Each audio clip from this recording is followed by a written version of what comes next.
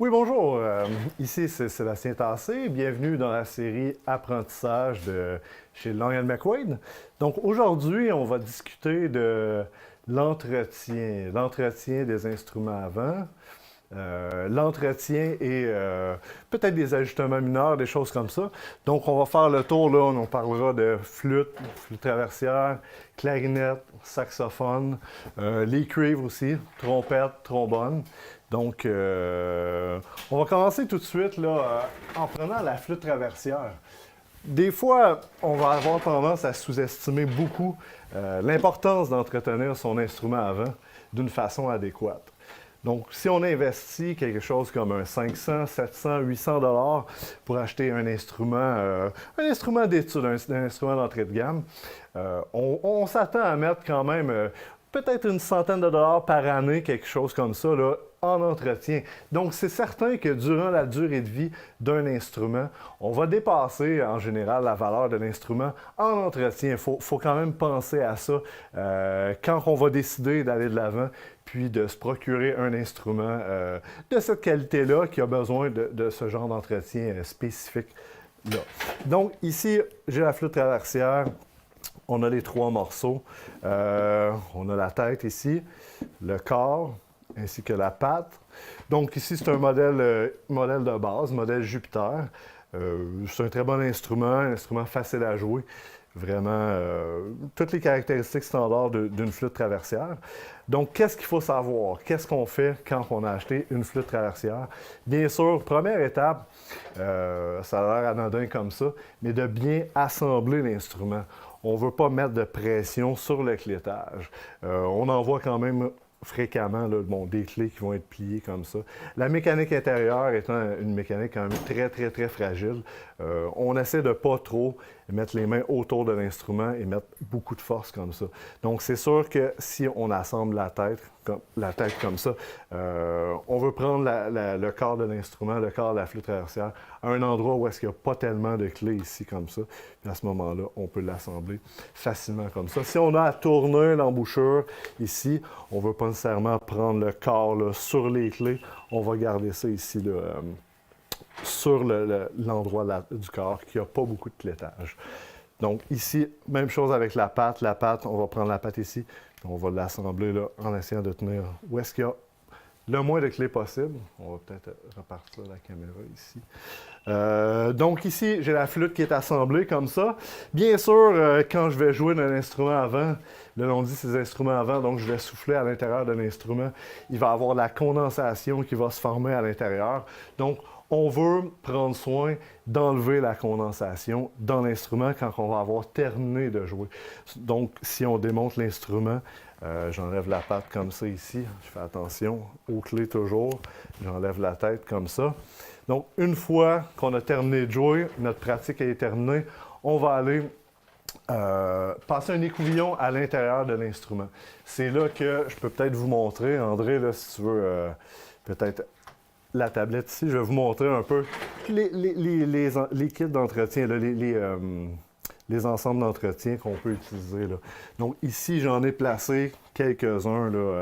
Si on commence ici avec la flûte traversière. Donc, j'ai les items là, de base ici, là, un écouvillon, un petit coton là, pour enlever les traces de doigts sur l'instrument. Ce qui est très important là, pour éviter l'oxydation et tout. Ici, je vous ai amené des accessoires. Là, si les tampons collent et tout, là, on peut utiliser là, des petits chiffons comme ça qui vont empêcher les tampons de coller. On a les mêmes ensembles de base pour les instruments. Là.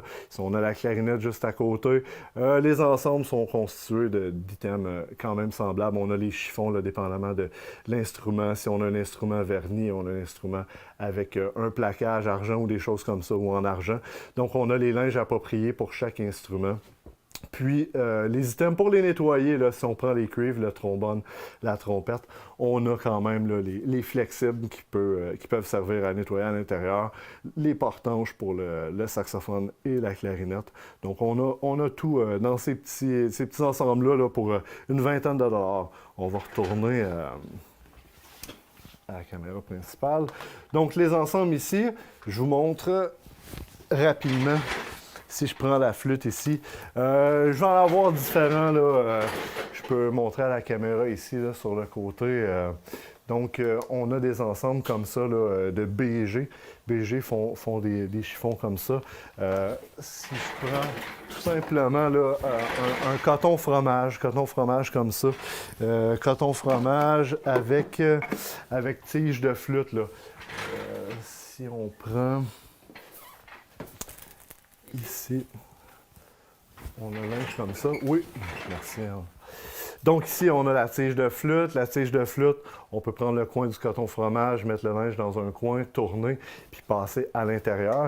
Ici, je vais vous montrer là, avec le linge qui est quand même fait pour ça. Là, donc ici, un linge comme ça, avec une corde et un poids au bout. Donc, on peut aller à l'autre caméra. Donc ici, là, de passer le linge dans la flûte comme ça. Être sûr, là, une chose qui est très, très importante, quand on prend un chiffon comme ça, là, les écouvillons, qu'ils soient de clarinette, de flûte, on essaie qu'il n'y ait pas de pli dans l'écouvillon. Si on coince l'écouvillon dans l'instrument, des fois, là, ça peut entraîner des coups supplémentaires.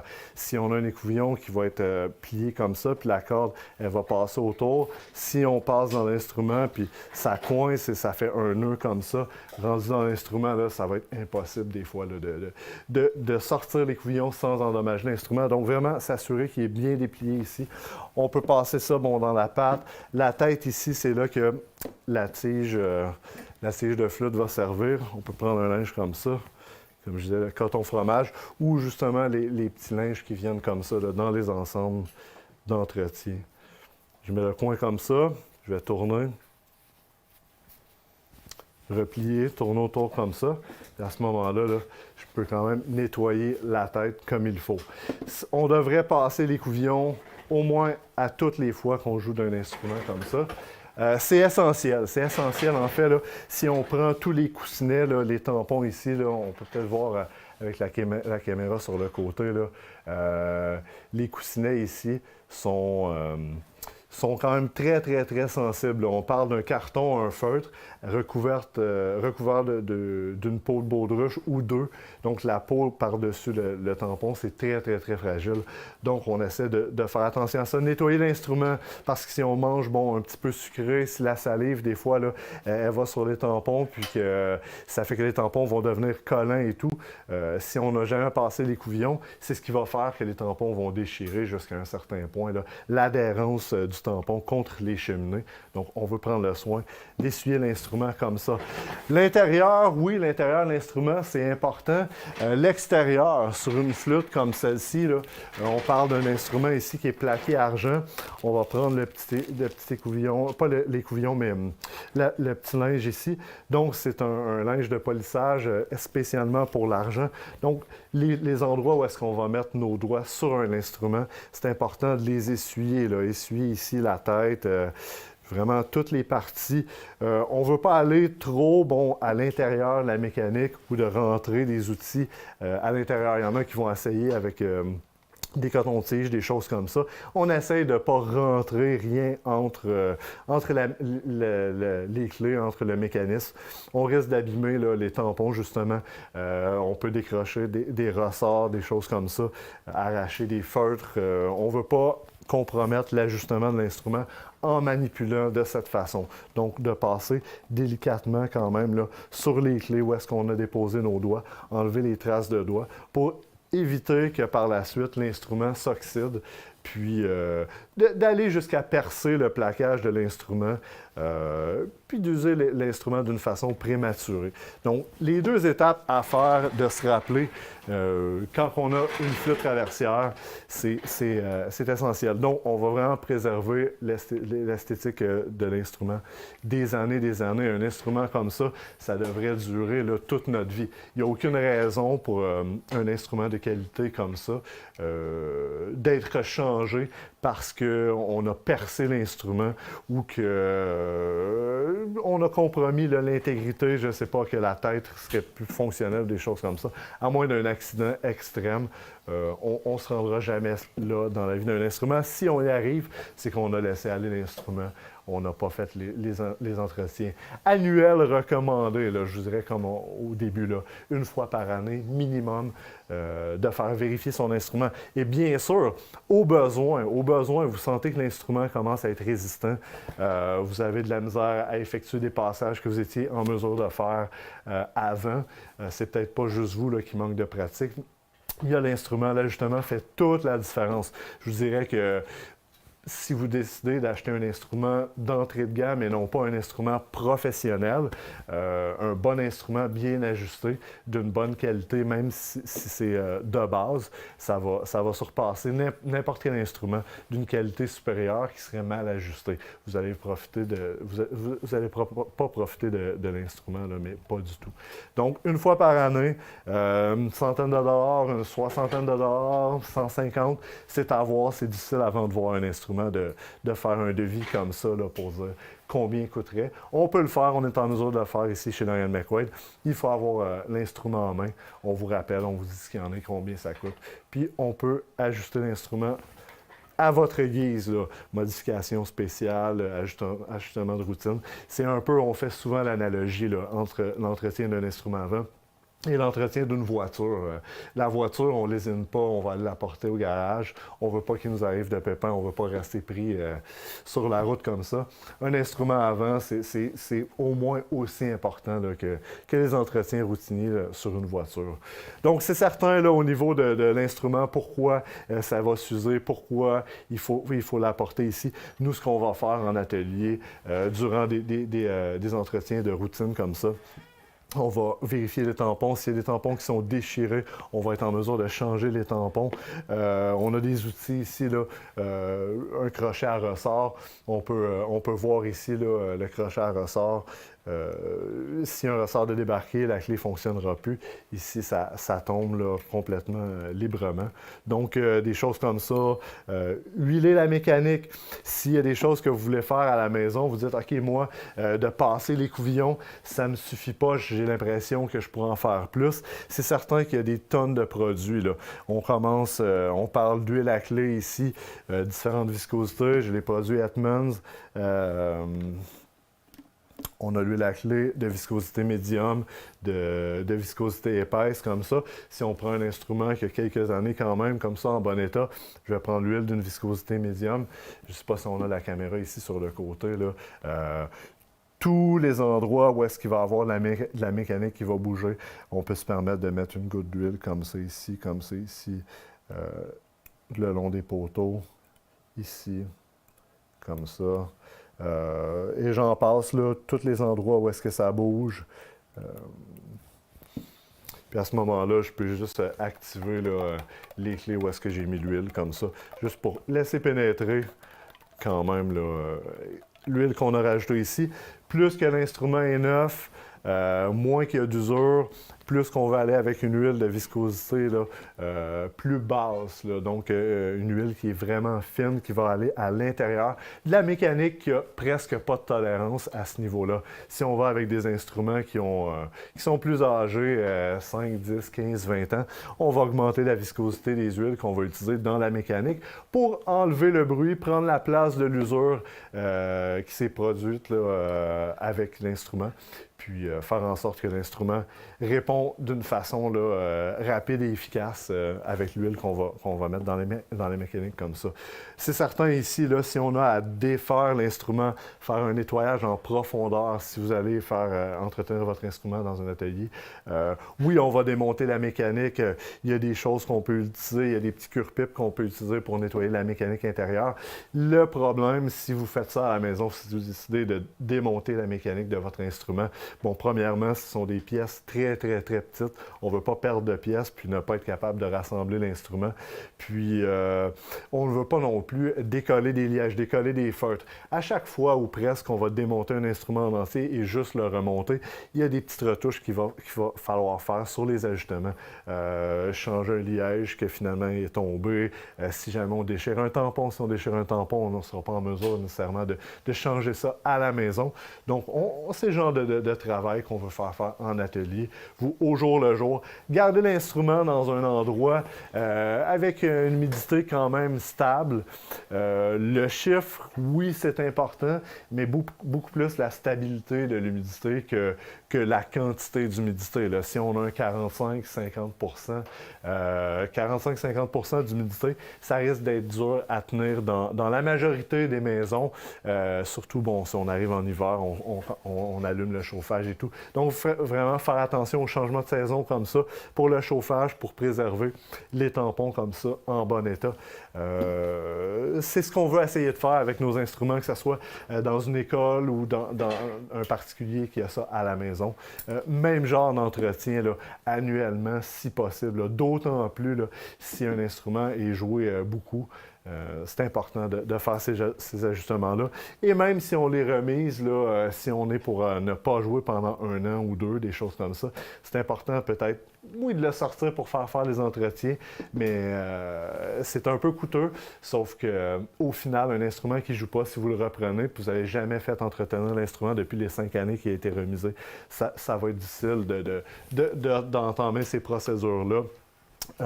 Sans des frais quand même assez dispendieux. Là. Si on parle d'une remise à neuf sur une flûte traversière comme ça, de tout changer, on parle d'un 500-550 dollars. Donc, on est rendu au prix d'un instrument entrée de gamme là, comme ça. Bon, si on va dans les instruments un petit peu plus dispendieux, 700-800 $. Mais encore là, l'importance de faire les entretiens annuels pour ne pas se rendre à la remise à neuf comme ça. Donc, je vais mettre la flûte traversière de côté. Si on passe ici à la clarinette, je vais juste ramasser ça ici, les petits écouvillons. Un peu même principe, là.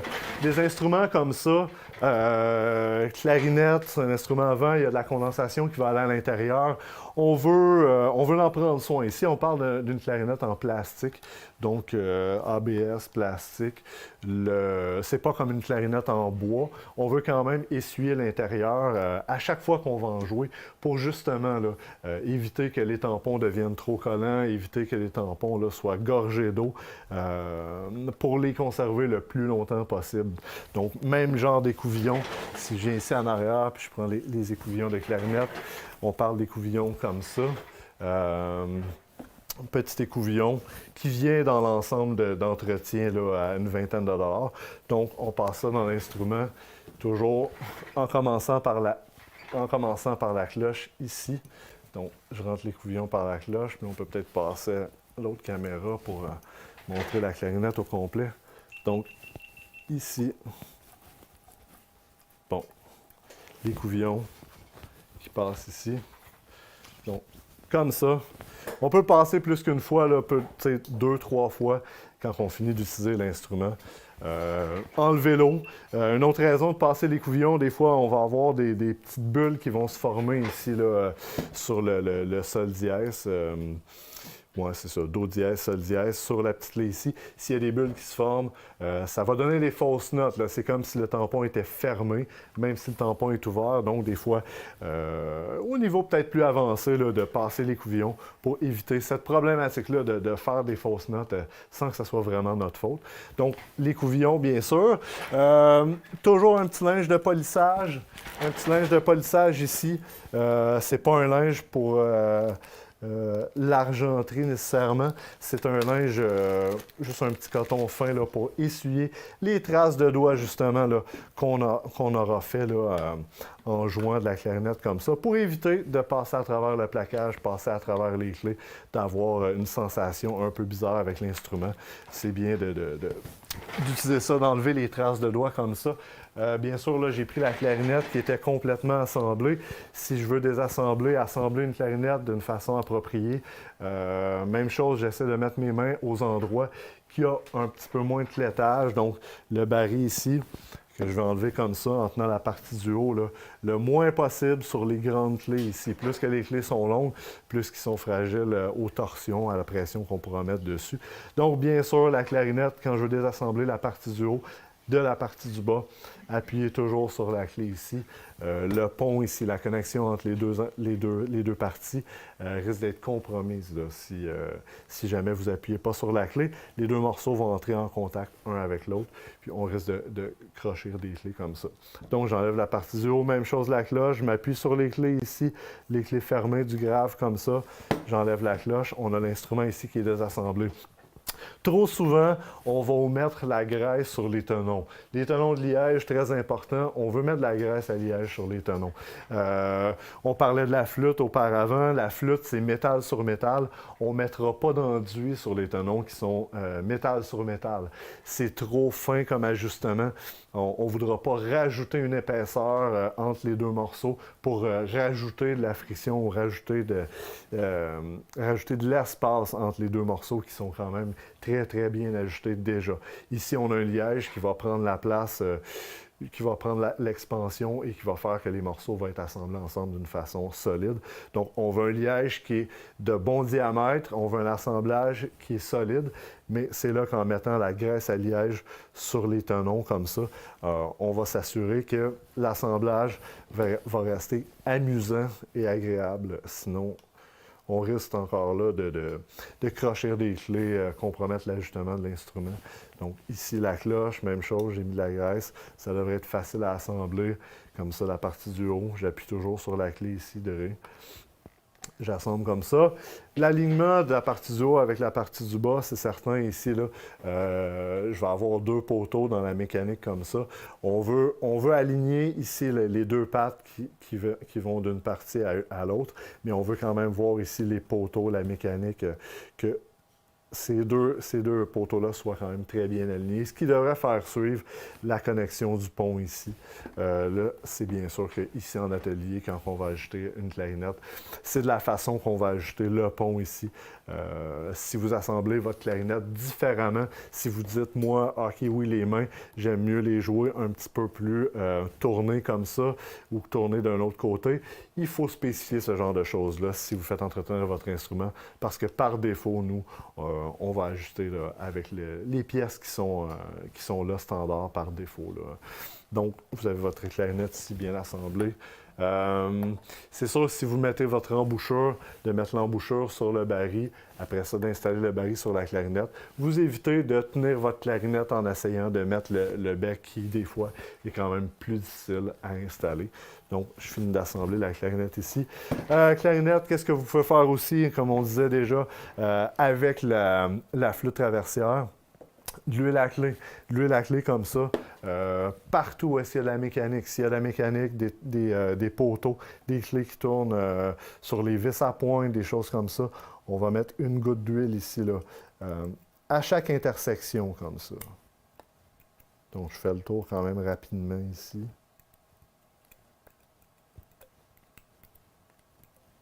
Donc, ce n'est pas une opération qui prend énormément de temps. Puis, des clés rouillées, c'est dans les principaux problèmes qu'on voit sur les clarinettes qui ont resté sur les tablettes pendant quelques mois, quelques années, même des instruments qui sont utilisés couramment. À l'intérieur, ici, là, si je prends le temps là, de vous défaire, on peut peut-être regarder là, la caméra ici sur le côté. Si j'enlève...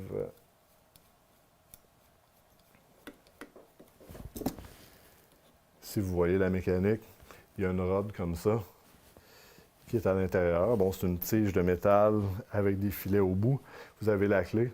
Donc, ici, à l'intérieur de ça, là, la clé qui tourne librement comme ça, s'il y a de la corrosion qui va à l'intérieur, c'est là que la mécanique ne fonctionnera plus. Donc, en mettant une goutte d'huile aux deux extrémités, quand c'est assemblé sur la clarinette, on évite ces problèmes-là. Donc, très, très important. Comme je disais, vous n'êtes pas obligé de faire ça de votre côté vous-même, mais c'est quand même quelque chose, là, si vous apportez votre instrument une fois par année, faire vérifier, c'est quelque chose qu'il faut absolument faire.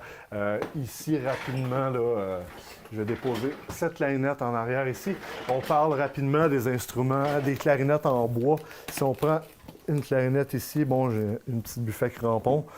OK. Donc, on a une E11 ici de buffet crampon.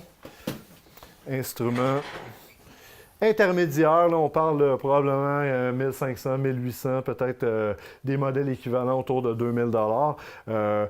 L'importance de garder l'instrument à l'humidité contrôlée, c'est primordial. Comme on parlait de 45, peut-être 50 changement de saison, chauffage à l'intérieur. On arrive d'une répétition, instrument dans la valise de la voiture ou même sur le banc, changement de température.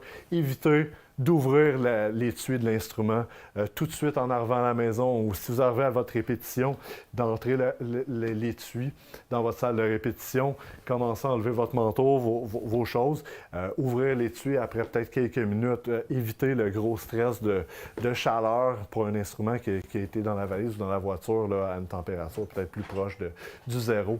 Donc, c'est important comme ça. Le rodage aussi, là, si on parle d'un instrument en bois, on parle de jouer pendant quelques minutes, une demi-heure, une heure dans les premiers jours, les premières semaines pour vraiment éviter que le bois subisse un grand stress puis qu'on ait des fentes dans des instruments comme ça. On parle toujours ici de clarinette en bois et non pas de clarinette en plastique, là, qui est peut-être le plus répandu. Ou si on parle d'entretien de base, là, on parle peut-être ici de clarinette un peu plus en plastique. Mais n'oubliez pas, là, il y en a quand même des instruments en bois comme ça qui ne sont pas très dispendieux, que vous pouvez avoir entre les mains, là, qui ont quand même plusieurs années, qui vont vous donner une richesse de son quand même un peu plus intéressante qu'un instrument en plastique, mais de bien l'entretenir. C'est un instrument, une clarinette en bois qui n'aurait pas joué pendant plusieurs années, on peut considérer comme refaire le rodage quand même, là, de ne pas y aller là, vraiment des heures de pratique les premières fois qu'on ressort un instrument, peut-être après plusieurs années, de construire le rodage. Le rodage comme ça, c'est sur un instrument en bois ici, on a de l'huile, là, on peut la montrer ici à la caméra, là. L'huile ici. L'huile à perce, on a la Yamaha ici. Nous, à chaque année, quand vous allez apporter l'instrument ici en réparation, on va s'assurer d'huiler la perce de l'instrument. Donc, avec des écouvillons là, qu'on a ici. Donc, écouvillon ici, on met de l'huile à perce, on va passer à l'intérieur, même l'extérieur. On peut tout démonter les clés, changer les tampons, des choses comme ça. Très important. Une des raisons pour lesquelles vous voulez apporter votre instrument une fois par année, faire entretenir comme ça. On ne veut pas nécessairement faire ça à la maison, là, huiler la perce et tout. C'est quand même quelque chose d'un peu plus spécialisé que ce que vous devriez faire là, à tous les jours pour l'entretien. Si vous faites déjà la base déjà de ce qu'on a parlé, là, huiler la mécanique même, s'assurer de passer les couvillons, ça a l'air simple, mais on le fait pas assez souvent. Là. Ça va paraître avec les années. Comme on disait, clarinette comme la flûte traversière, aucune raison de changer un instrument sur la durée de vie d'une personne. Là. Ça devrait durer là, toute notre existence, là, et plus encore. Là. Donc, on garde ça en tête de bien entretenir ces instruments comme ça. Ici, je vais serrer la clarinette en bois. Je ne sais pas si on a des questions ou pas des questions sur le chat, mais si jamais c'est le cas, là, n'hésitez pas, ceux qui peuvent le faire. Ça me fera plaisir là, de répondre à vos questions. On continue avec le saxophone. Donc, je vais serrer la clarinette ici. On prend le saxophone juste après. Donc, saxophone.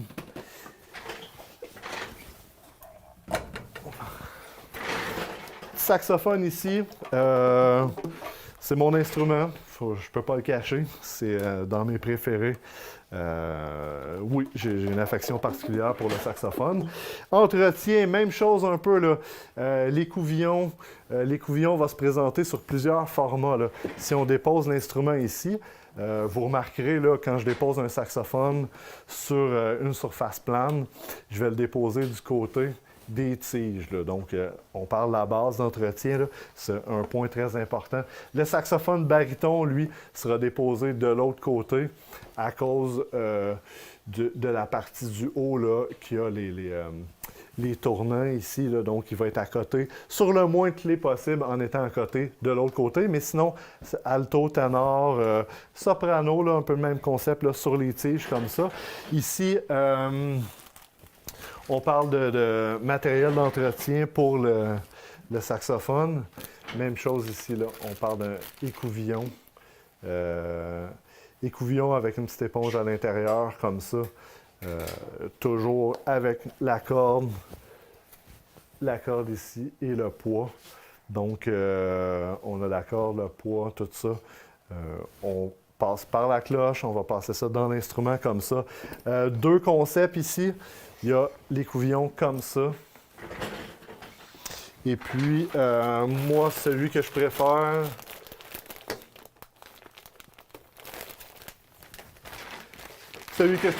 le genre plumeau ici, comme ça, un petit peu plus intéressant. Je trouve peut-être un petit peu plus facile à utiliser. On le laisse à l'intérieur de l'instrument. Ici, je peux l'ouvrir, là. Donc, si on prend l'écouvillon comme ça, dans l'instrument, la main gauche comme ça, on veut fermer les tampons. On veut pouvoir essuyer la surface des tampons le plus possible. Quelques coups comme ça, je ferme la main droite. Je vais passer l'écouvillon comme ça. Moi, j'ai tendance à le laisser à l'intérieur. On va protéger ici la clé d'octave. L'humidité, c'est pas mauvais qu'il y ait un certain taux d'humidité qu'on garde dans les tampons. Si vous jouez d'une façon régulière, je vois pas de problème à laisser l'écouvillon à l'intérieur de l'instrument. Il y a quand même les deux écoles qui vont dire « OK, moi, j'aime mieux l'enlever. Si vous le serrez à long terme, peut-être l'enlever. Sinon, moi, personnellement, j'ai toujours utilisé cette méthode-là qui m'a toujours bien servi. Comme ça, on garde quand même un peu d'humidité dans les tampons qui sont faits en cuir, carton recouvert de cuir, qui sont sensibles quand même là, à la condensation si ça sèche après d'une façon trop rapide et tout. C'est comme des souliers en cuir si on pile dans un trou d'eau ou quelque chose comme ça. Ça va vraiment changer l'étanchéité de toutes les clés, tout le clétage. Beaucoup de mécanique, là, on parle de flûte, clarinette, saxophone, énormément de mécanique sur ces instruments-là. Donc, oui, il y en a qui vont avoir l'œil, qui vont être capables de déceler là, des petites vis qui seraient dévissées, des choses comme ça. On rentrera peut-être pas dans ces détails-là, comment ajuster les vis sur un instrument, parce que oui, il y en a qu'on peut ajuster, qui vont être dévissées, qui sont pertinentes à revisser. Malheureusement, ce n'est pas le cas de toutes les vis. Il y a des vis d'ajustement que si on visse ou si on dévisse, ça avait une fonction en place et à l'ajustement qu'elles étaient placées. Donc, on risque de compromettre l'ajustement global de l'instrument. Des choses qui sont importantes à savoir, toutes les parties qui s'assemblent, comme ici le bocal avec le corps de l'instrument. Des choses à savoir, question d'entretien, peut-être plus, là, quelqu'un dans une école qui aurait des instruments comme ça, saxophones là, de toutes sortes. Si on parle de, même soprano, alto et ténor, là, le bocal ici, l'ajustement de la clé d'octave, si on veut entretenir ou peut-être aller un petit peu plus loin puis faire des ajustements de notre côté, très important que la clé ici ferme avec la bonne combinaison. Donc ici, la clé, si on parle de doigté, de saxophone, là, la clé de registre ici, là, si on fait le La avec la clé de registre, la clé du bocal devrait être ouverte comme ça. Si on appuie sur le Sol, la clé devrait redescendre et la petite clé d'octave du côté de l'instrument devrait ouvrir au La. Donc, si on fait le La ouvert en haut, fermé sur le côté, on appuie sur le Sol, fermé en haut, ouvert sur le côté.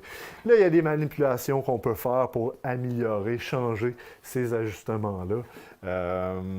Si je prends mes mains ici, là, si je vois que la clé sur le bocal est toujours ouverte, je peux donner un exemple ici. Là. Vous voyez, c'est ouvert. Là. Je peux peut-être la montrer à la caméra sur le côté. Là. Je ne sais pas si on va voir l'angle. Ici, là, oui, donc l'espace entre le tampon et la clé d'octave, là, elle devrait un jour là, toucher à la cheminée. Donc ici, là, si on le met sur le bleu, on va peut-être un peu mieux. Ici, c'est ouvert, j'appuie sur le Sol, on est encore ouvert, on ne se rend pas tout à fait. Donc ici, la tige qui est ici, ça ne devrait pas être ajusté comme ça. Donc on voudrait, si on regarde par la caméra en avant ici, là, on voudrait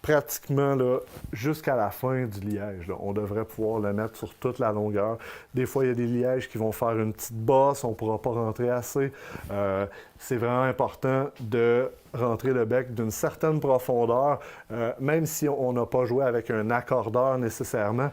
Un alto, on veut quand même mettre le bec jusqu'ici, là, on ne veut pas voir plus qu'1 cm, je dirais. Là, ça peut varier dépendamment des embouchures et tout. Si le bec est trop sorti, si on essaie d'un instrument puis on met le bec juste sur le bout comme ça va créer des problèmes. Ça va créer des problèmes d'acoustique. Le registre grave va être difficile à jouer. Ça va être difficile d'émettre les sons et ça ne sera pas de la faute de la personne qui joue de l'instrument. Ça sera là, le bec qui est tellement sorti qui brise en sorte la colonne d'air, donc l'émission du son va en être compromise. Là. Donc, ça serait ça pour les saxophones, l'entretien des saxophones. Bien sûr, là, humidité, les tampons en cuir, d'être sûr de garder ça dans un endroit à humidité constante. Il y en a qui vont poser la question, là, on parlait des clarinettes en bois un peu plus tôt, de mettre la clarinette dans la valise, faire attention pour les changements de température. Je ne vois pas de problème à mettre un saxophone dans la valise d'une voiture qui est au froid un minimum. C'est certain, là, je reviens de ma répétition, il va peut-être faire moins 10. Est-ce que je le laisse la nuit dans le coffre de la voiture? J'essaierai de ne pas faire ça. Un saxophone peut-être moins pire qu'une flûte, même clarinette, mais quand même, on aimerait ça éviter de laisser les instruments passer la nuit dans une valise de voiture ou dans un endroit, là, ça peut être entrepôt, hangar de rangement, des fois là, dans des étuis de rangement là, à plus long terme. On évite de faire ce genre de choses-là. Maintenant, je vais vous faire jouer un petit vidéo si la technologie le permet, mais on va aller aux réparations de cuivre, nettoyage, ajustement des cuivres. On a fait le tour pas mal des bois, les choses qu'on peut faire là, pour entretenir un instrument là, de façon quand même minimale. À ce moment-là, cuivre, bon, puisque c'est peut-être un peu plus simple au point de vue mécanique, la chose qu'il faut faire, qu'on peut faire, c'est de nettoyer sa trompette, son trombone, son cuivre d'une façon régulière, au moins une fois par année, mais de chez nous, de façon personnelle, on peut quand même se procurer là, des petits ensembles de nettoyage très peu dispendieux, puis faire ça nous-mêmes, c'est quand même un concept assez simple. Vous allez voir dans une vidéo, là, il y a des tubes d'embouchure. On va voir 4 tubes d'embouchure de 4 trompettes différentes. Une trompette neuve, une trompette qui a 500 journées de location, l'autre qui a 1000 journées de location, dont on parle de 2015-2018, puis une trompette de 1957, je crois. Vous allez voir, c'est des instruments qui ont été quand même bien entretenus, mais vous allez voir la différence, tout ce qu'on peut trouver dans un tube d'embouchure de cuivre. Donc, si tu veux passer la vidéo 1. Donc ici, vous avez, là, avec l'endoscope qu'on a ici, là, qui nous sert énormément pour voir, dans le fond, l'intérieur des instruments et tout. Donc, on a passé, là, vous allez voir la jonction bientôt, là, de la coulisse d'accord. On a passé à partir de où est-ce qu'on met l'embouchure sur une trompette jusqu'à la coulisse d'accord. On va enlever la coulisse d'accord, on va activer la coulisse d'accord un peu, mais vous voyez la première en haut à gauche, on voit quand même une texture sur le matériel, mais bon, là on arrive à la coulisse d'accord. Vous voyez, c'est quand même un petit peu plus propre à la coulisse d'accord.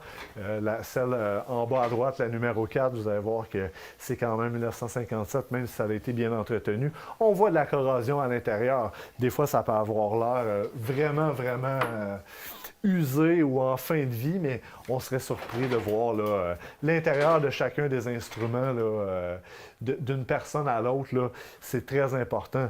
Puis si un tuyau vient qu'à percer un peu de l'intérieur comme ça, à un moment donné, c'est des frais quand même. Là. On parle d'au moins une centaine de dollars changer un tube d'embouchure comme ça. Là. On parle d'un tube sur une trompette étudiante. Là, que le tube d'embouchure, c'est quand même pas le coût le plus cher. Là.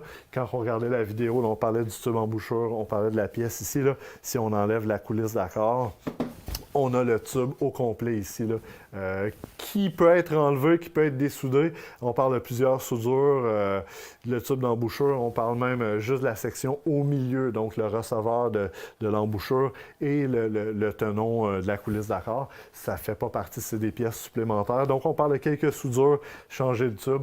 Ouais, 100, 150, il y a des tubes d'embouchure sur des instruments professionnels que seulement la pièce va être quelques centaines de dollars. Donc, on veut éviter ça. Donc, l'importance de nettoyer sa trompette, son cuivre. Donc, je vais vous démonter ça un petit peu pour comprendre en profondeur un petit peu plus là, la trompette, puisque on ne parle pas de mécanique qu'on peut endommager, il y a moins de technicalité sur la mécanique de l'instrument versus flûte, clarinette, trompette, un petit peu facile. Ici, j'ai mon mandrin qui va m'aider à travailler. Donc, je peux coincer la trompette ici. Je vais enlever les couvillons de saxophone. Donc, trompette, donner un bain, nettoyer. On veut enlever tous les morceaux au final. Donc, c'est certain que les pistons ici...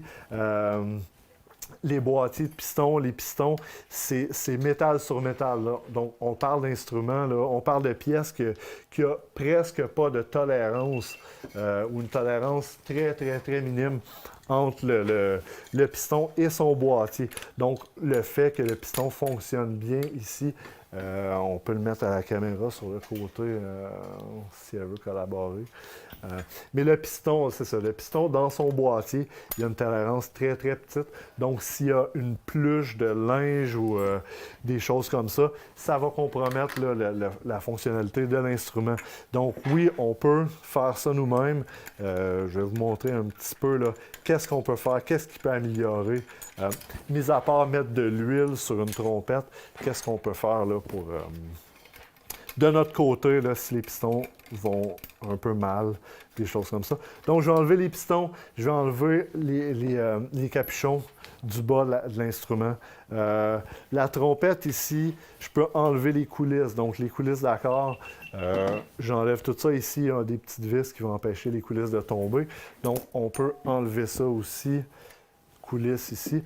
Donc, rendu comme ça, la coulisse de deuxième piston. Donc, rendu comme ça, j'ai la trompette qui est démontée. On peut lui donner un bain, là. Tous les instruments avec du vernis, on va lui donner un bain dans l'eau qui est un petit peu, je dirais, confortable au toucher.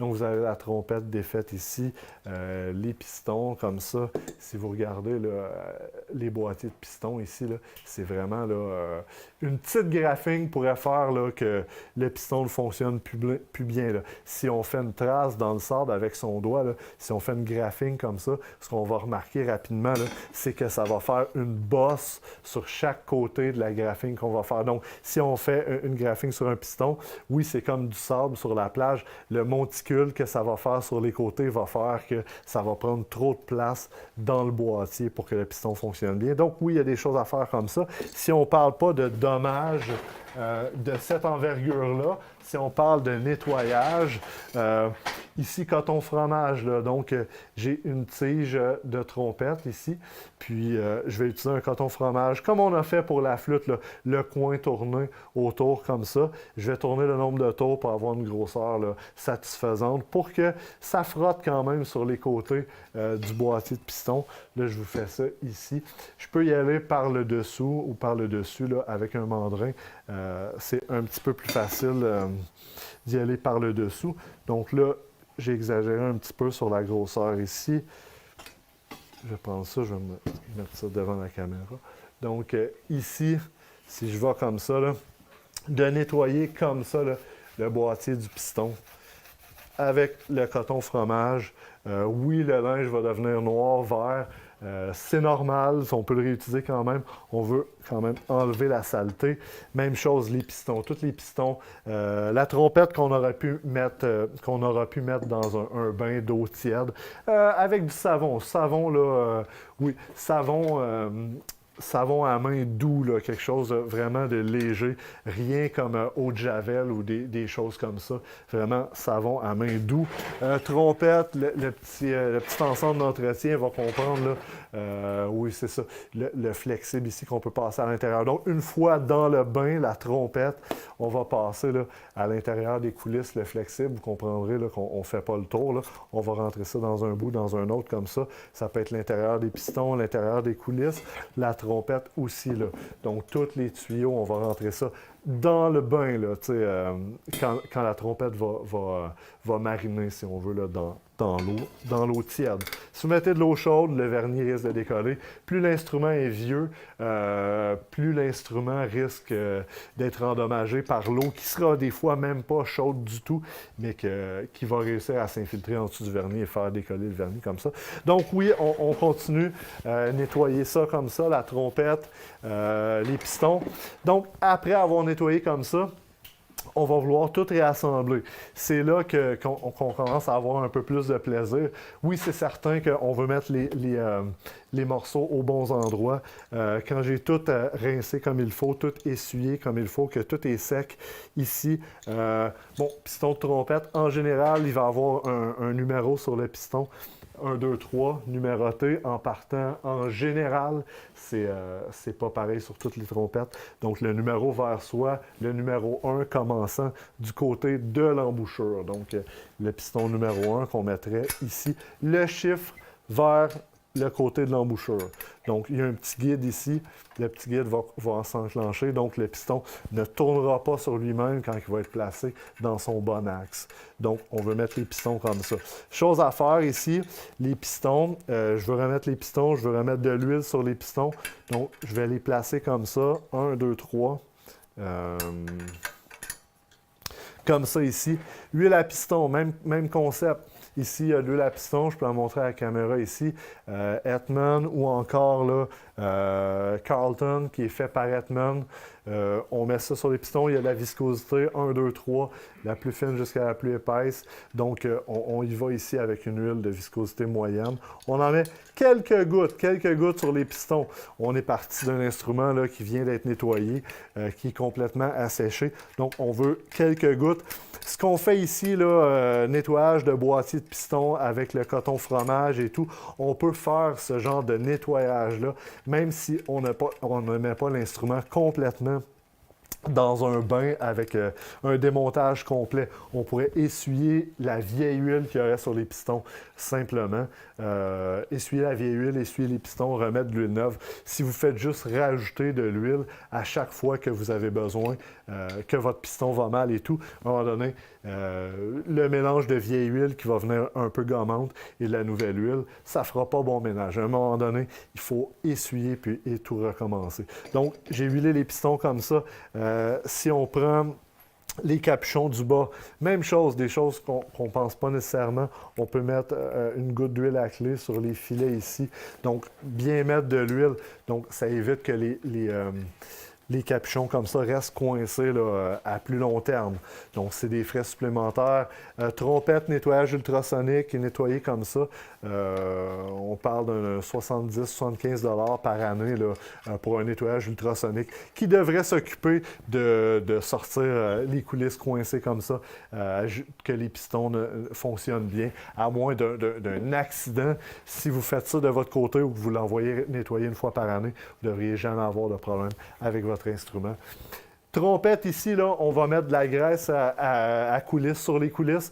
Donc, on parle de graisse, là, c'est pas de la graisse à liège, c'est de la graisse relativement épaisse. On en met sur les coulisses comme ça ici. Puis à ce moment-là, là, on va pouvoir mettre ici la coulisse en place. Je vais faire ça pour toutes les coulisses de l'accord.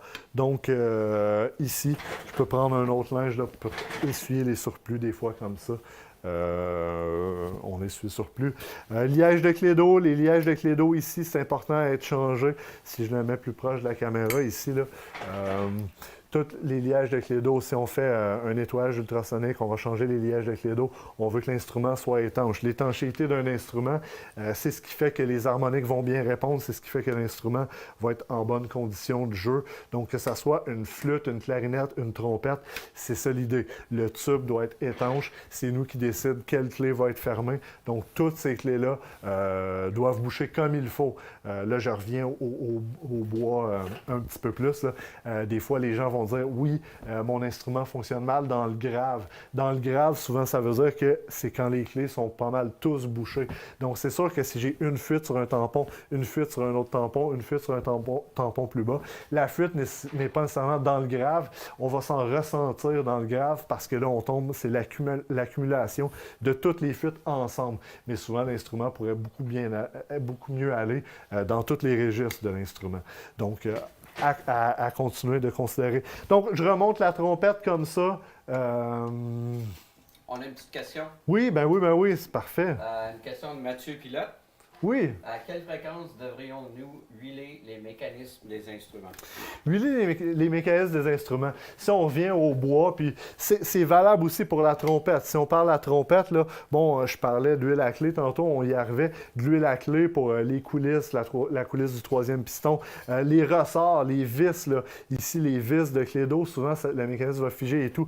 Saxophone, flûte, clarinette, les bois en général. Si une fois par mois, on pouvait huiler la mécanique, ça serait fou, le nombre d'entretiens. Les entretiens plus dispendieux, les entretiens qui sont coûteux parce que il va y avoir la mécanique qui va être figée, parce que nous, ça va prendre plus de temps à effectuer des travaux. Des fois, il faut couper les clés, des fois, il va falloir là, laisser reposer là, dans le liquide pour la corrosion pendant quelques jours, quelques heures, chauffer, changer les pièces même des fois. Donc oui, une fois par mois, ça serait l'idéal. Si une fois par année, vous envoyez votre instrument se faire entretenir dans un magasin ou par une personne qui connaît ça, oui, c'est quelque chose qu'on va faire. Donc, une fois par année, moi, je trouve que c'est un minimum. Si vous le faites une autre fois de votre côté durant l'année, puis on l'a fait une fois aux 6 mois, on a un pas de fait dans la bonne direction. Donc, ça serait ce genre de fréquence-là.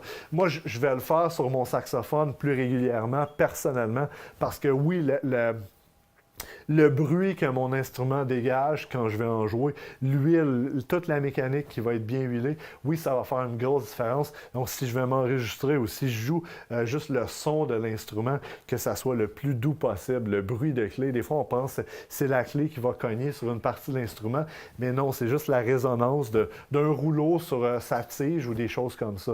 Donc, oui, peut-être une fois par mois idéalement, mais plus qu'une fois par année, on commence à traiter notre instrument de la bonne façon, là, pas mal plus. Donc ici, je continue. Est-ce qu'il y avait d'autres questions? C'est pas mal ça pour l'instant. Oui. Donc, je rassemble l'instrument, je rassemble la trompette. Oui, toutes les coulisses, je vais rajouter là, la graisse comme ça sur toutes les coulisses. J'en mets assez. J'en mets pas trop nécessairement. Ce qu'on veut pas faire, que la graisse qu'on met sur les coulisses se rentre dans les pistons et que là, les graisses se mélangent. Et à ce moment-là, la viscosité va se retrouver à être comme une moyenne de tous les lubrifiants qui se sont dilués ensemble. Donc, on va avoir une huile à piston qui va être pas mal trop visqueuse, qui va ralentir les pistons. Et on va avoir des coulisses peut-être qui vont peut-être aller trop vite, ou on a déjà vu là, des coulisses d'accord qui vont sortir toutes seules quand on va jouer. C'est pas nécessairement le cas en général, mais oui, la bonne huile, la bonne graisse au bon endroit, c'est très important. Donc, entretien, trompette, nettoyage ultrasonique, flexible, huile, ces choses-là. Je peux continuer longtemps, là. Si on parle du trombone, un peu le même concept. C'est de la tuyauterie. On va avoir une grandeur de flexible un peu différente. Flexible de trombone ici, que je peux mettre à côté, là, si on regarde la caméra. Flexible de trombone. On a aussi des flexibles de cette façon-là qui vont aller dans la coulisse de trombone, qui vont faire le tour au complet en bas, là. Donc, c'est des choses que vous pouvez vous procurer si vous voulez faire des nettoyages de votre côté, comme ça, chez vous, avec votre instrument. Toujours se rappeler de ne pas mettre dans l'eau chaude, eau tiède. voire froide, là. Donc, oui. On a fait le tour pas mal des instruments ici. Il y aurait des tonnes de choses à dire, là. J'ai du papier nettoyant aussi, bon, clé qui colle et tout. C'est le genre de choses que on va discuter avec vous, là, quand vous passez au magasin. Vous dire quoi faire, l'état dans lequel votre instrument est rendu. Mais oui, ça fait peur. Vous allez passer plus d'argent que la valeur de l'instrument durant la durée de vie d'un instrument en général. Mais si vous voulez en profiter au maximum, c'est ce qui va faire la différence pour quelqu'un qui va aimer la musique et qui va dire « OK, oui, c'est pas pour moi ». Souvent, l'ajustement d'un instrument va faire toute la différence là, dans la suite des choses parce que, oui, passe-temps ou métier, de jouer d'un instrument de musique, c'est quelque chose qu'on va traîner toute notre vie, que ce soit jeune au secondaire, qu'on en a fait, on recommence à sa retraite ou on veut faire un orchestre de ville une fois par semaine, ou si on veut profiter pleinement de ces activités-là, là, de bien entretenir vos instruments. Donc, je vous remercie pour cette séance d'apprentissage. J'espère que vous avez appris des belles choses, puis j'espère qu'on remettra ça. Merci.